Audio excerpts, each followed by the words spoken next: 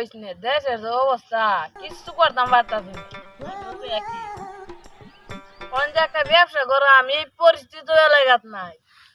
খালি এন্দ ধরাধরি এন্দ আরেকটার মধ্যে গুতাগুতি সব খালি এইটাই মানে এইটাই হইবে